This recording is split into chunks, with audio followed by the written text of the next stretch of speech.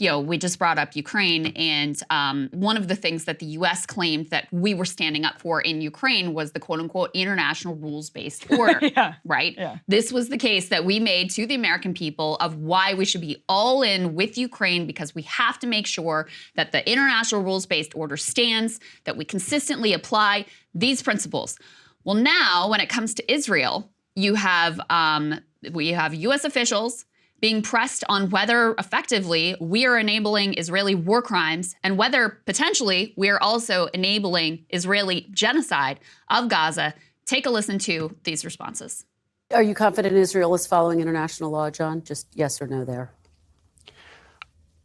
We are confident that it is our position that it needs to. When we have seen issues that are raised based on incidents on the ground, we raise them privately and directly with the government John, of Israel. let me just, you're saying that Israel play judge and jury on this question. Yeah, let me just follow up quickly. You said Israel needs to follow international law. Are you confident they are following international law? What I can say is it is not our position, certainly my position as a policymaker, to play real-time judge and jury on the question of any particular incident. When we see things that concern us, we raise them. We have done that during the course of this conflict. We will continue to do that. And again, just to restate it, it is our position that all countries, including Israel, including the United States, need to adhere to laws of armed conflict.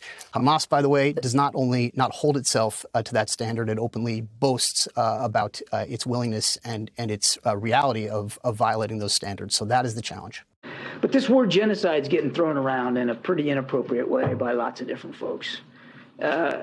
What Hamas wants, make no mistake about it, is genocide. Yes, there are too many civilian casualties in Gaza. Yes, the numbers are too high. Yes, too many families are grieving. And yes, we continue to urge the Israelis to be as careful and cautious as possible. That's not going to stop, from the president right on down.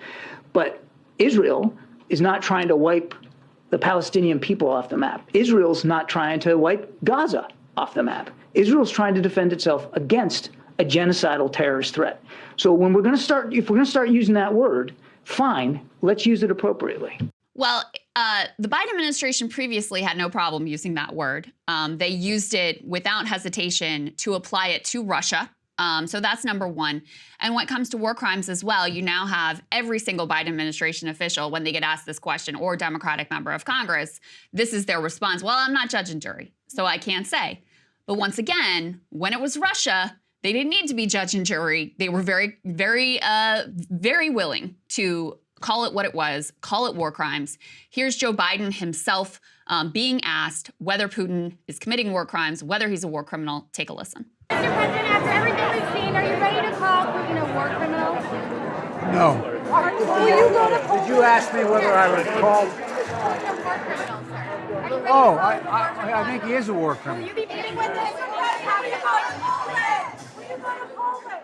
And Emily, with regard to genocide, what he said was, I called it genocide, speaking of Russia's actions in Ukraine, because it's become clearer and clearer that Putin is trying to wipe out even the idea of being Ukrainian. The evidence is mounting. It's different than it was last week. I believe this was in the wake of the atrocities in Bucha. The more evidence that is coming out, literally the horrible things that the Russians have done in Ukraine, and we're going to only learn more and more about the devastation. So listen, I know these discussions of what language you use here and whether it's technically genocide or whether it's technically ethnic cleansing can get very tedious. But actually, John Kirby has a point when he says if we're going to start using these words, we need to start using them appropriately. And I would say we need to use them consistently.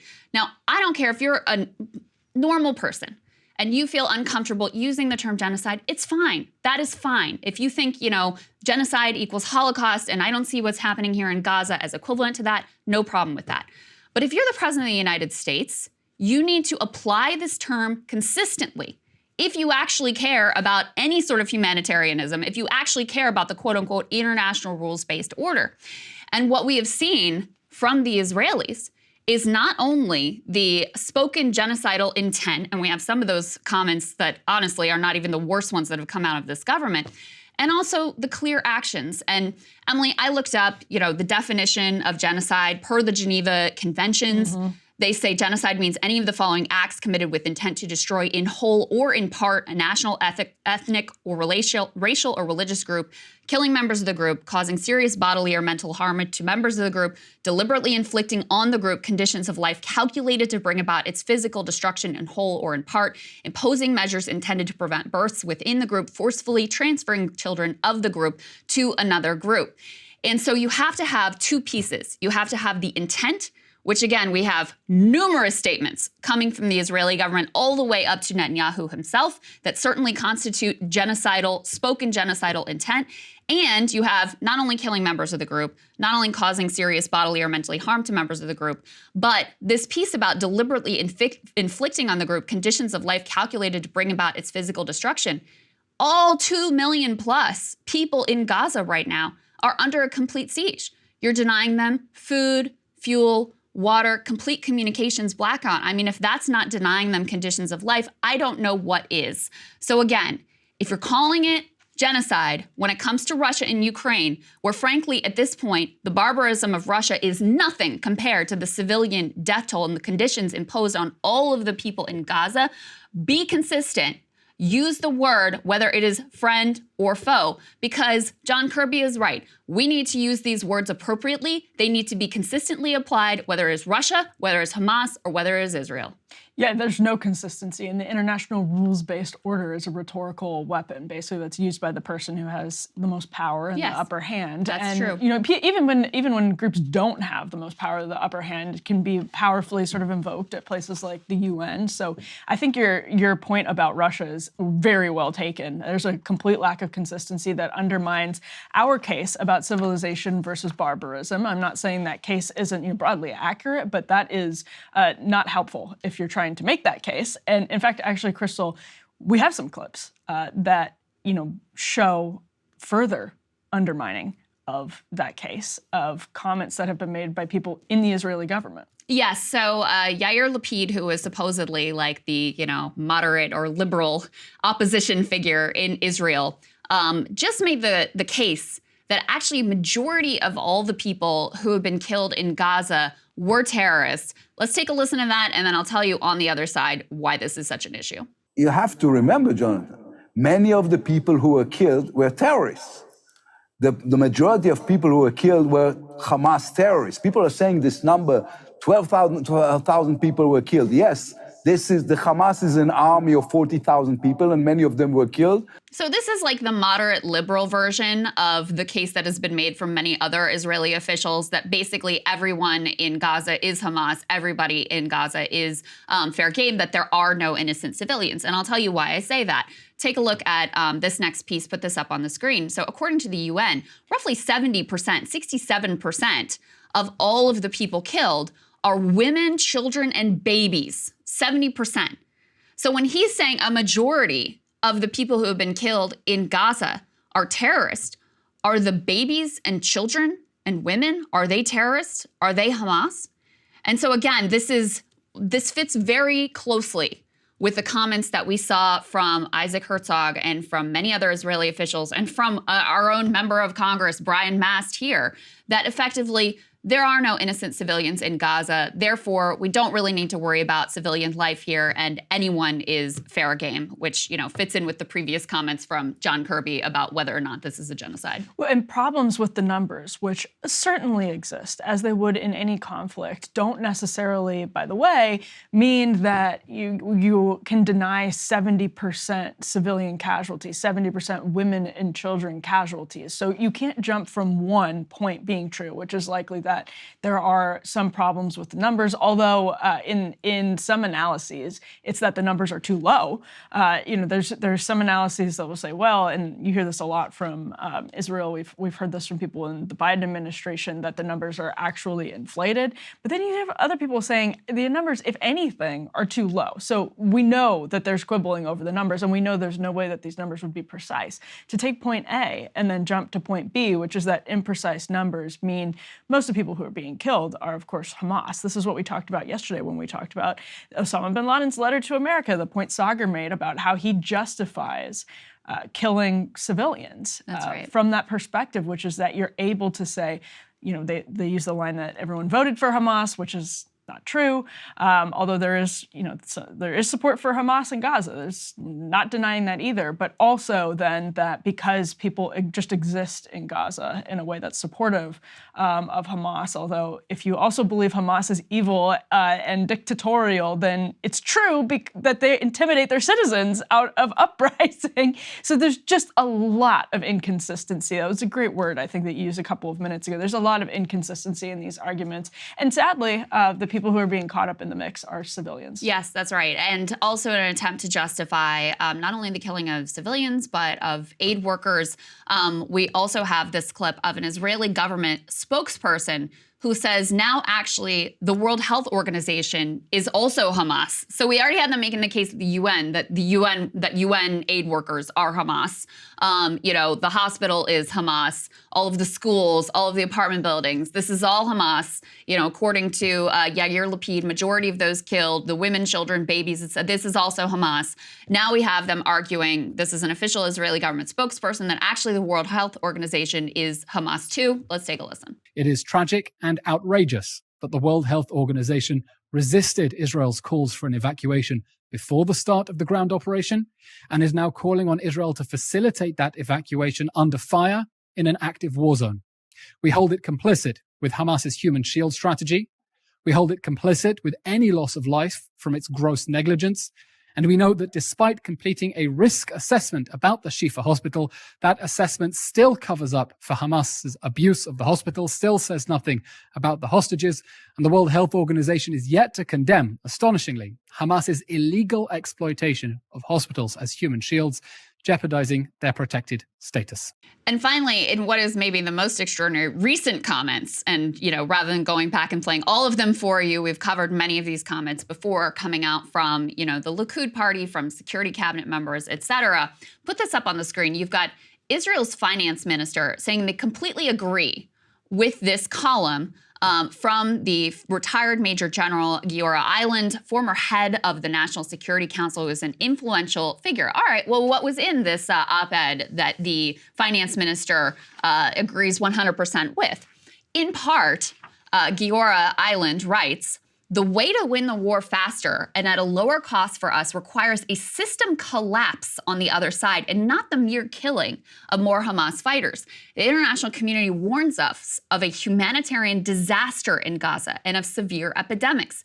We must not shy away from this, as difficult as that may be. After all, severe epidemics in the south of the Gaza Strip will bring victory closer and reduce casualties among IDF soldiers. And no, this is not about cruelty for cruelty's sake, since we don't support the suffering of the other side as an end, but as a means. So we support the suffering of the other side as a means, actively calling for severe epidemics in the south of the Gaza Strip, which is where, of course, they told all the civilians to flee to from the northern Gaza Strip, and pushing back on the idea that we should care at all about the well-being of the ordinary civilians within Gaza.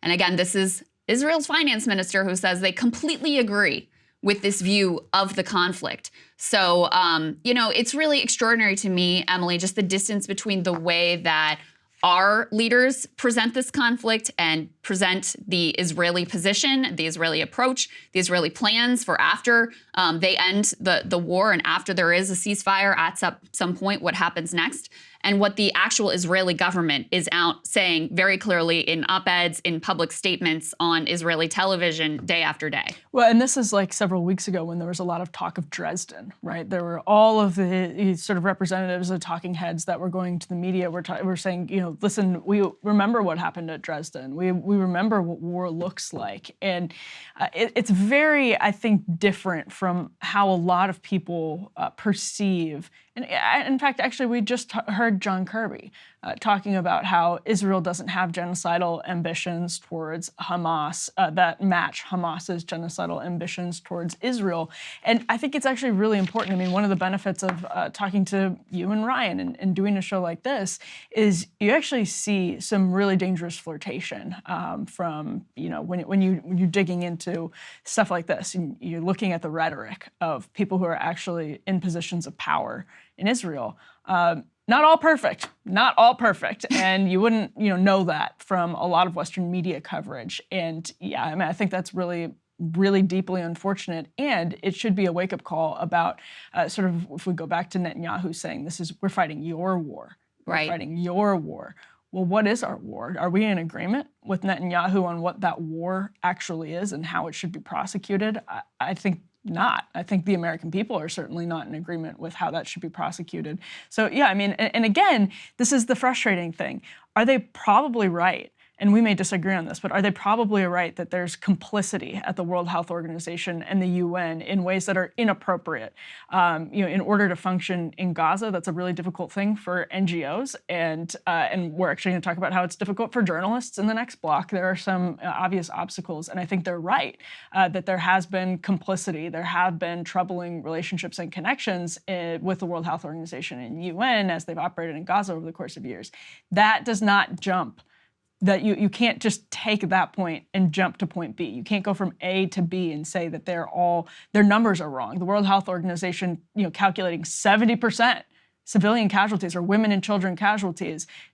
That doesn't mean the numbers are wrong. That doesn't mean you can continue to deny the full reality.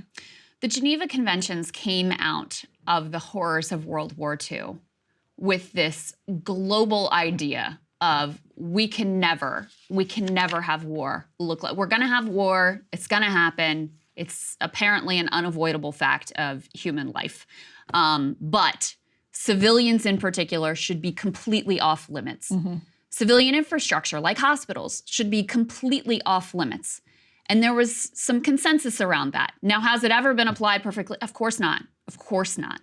But when you pair our stated aims in Ukraine and our claim to really adhere to the international rules-based order and really be out there in the world trying to make sure every country is, consistent with the rules of war and with the international rules-based order that has been laid out post-World War II. When you lay that beside the comments from our officials, who could say whether they're war crimes? I don't really know. I'm not really an expert. Is it genocide? No, I don't really know. I'm not really an expert. Well, guess what? There are experts who are looking. If you're not an expert, I'm not an expert. There are experts that are looking at this, that are saying yes, very clearly. When you have put Al-Shifa aside, if you want to take, the Israeli side, okay, how many other hospitals have been bombed? How many other schools have been bombed? How many refugee camps have been bombed at this point? How high is the civilian death toll?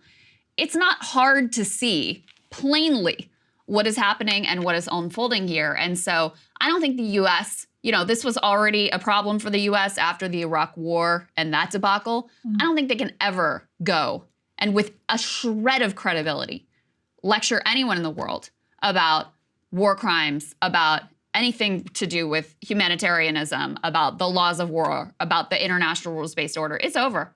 It's done. That's part of the problem here. And again, this goes back to when we were talking about the Bin Laden letter to America. That's part of the problem here is not just the shattered credibility, but the insistence on that credibility in other parts of the world that is grating.